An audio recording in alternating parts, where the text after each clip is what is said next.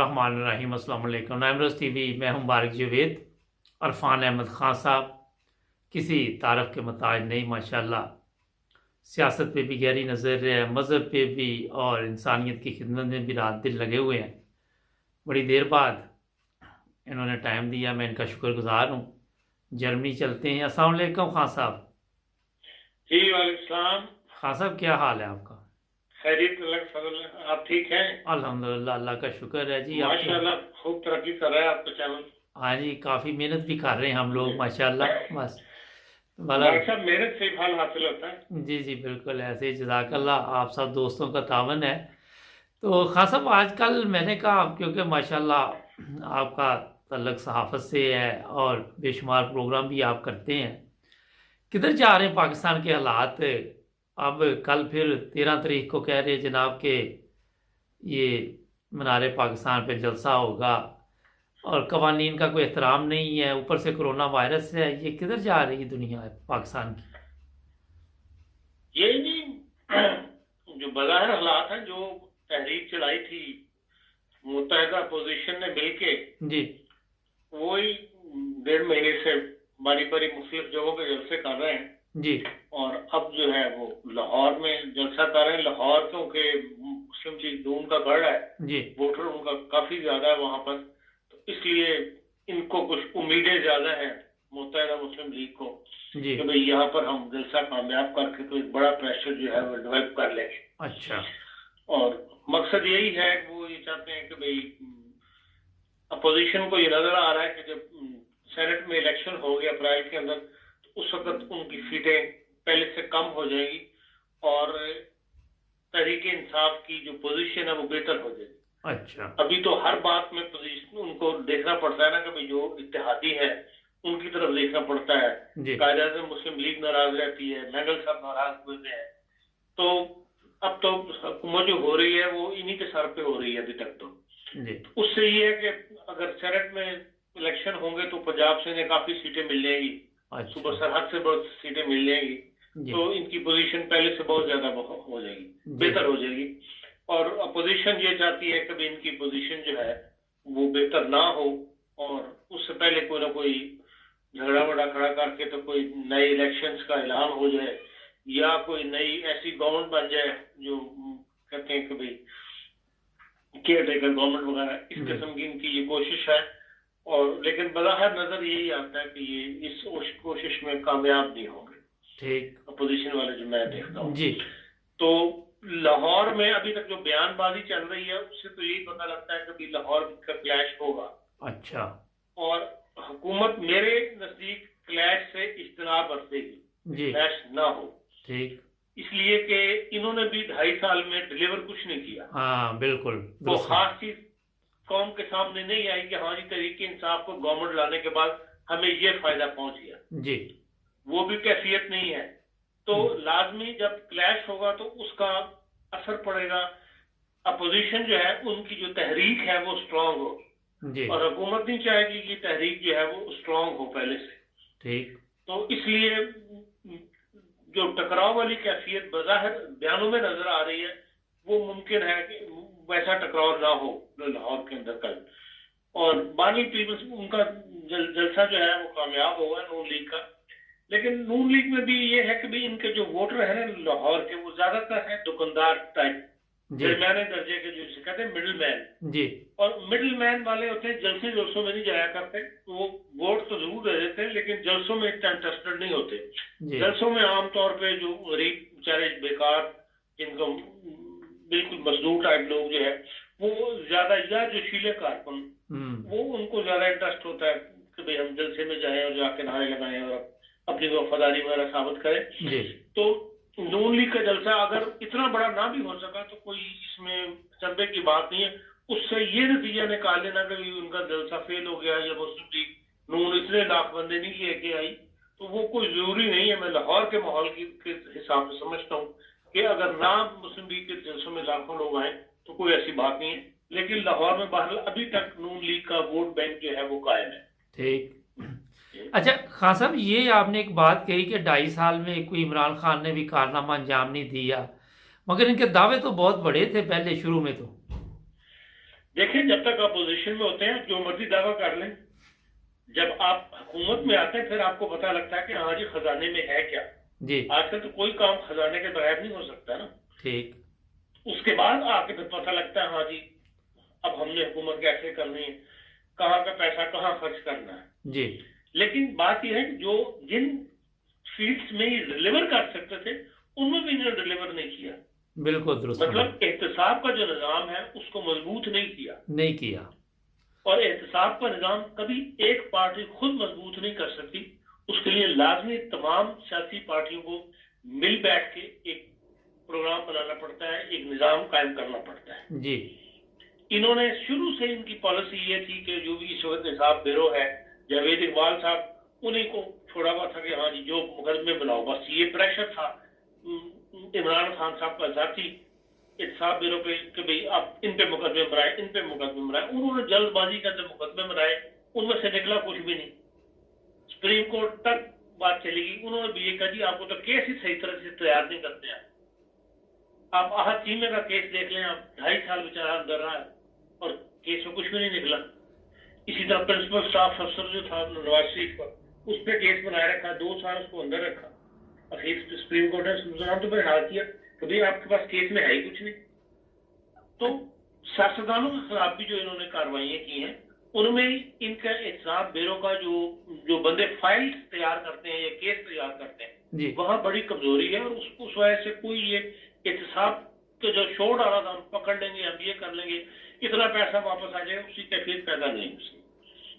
दूसरा ये है कि इन्होंने जुडिशरी को भी कोई ऐसा आजाद या गैर जानबदार नहीं बनाया जी अभी तक, उस तरफ भी कोई ऐसी तवज्जो उन्होंने नहीं की। जी। और फिर तीसरा है कि भाई अपोजिशन के साथ डायलॉग अड़े हुए हैं वज़ीर आज़म साहब के, मैं नहीं डायलॉग करूंगा अपोजिशन के साथ। सारी दुनिया के अंदर, आप इंग्लैंड के अंदर भी, जर्मनी के अंदर भी अपोजिशन और हुकूमत के दरमियान डायलॉग जो है वो चलता रहता है जी।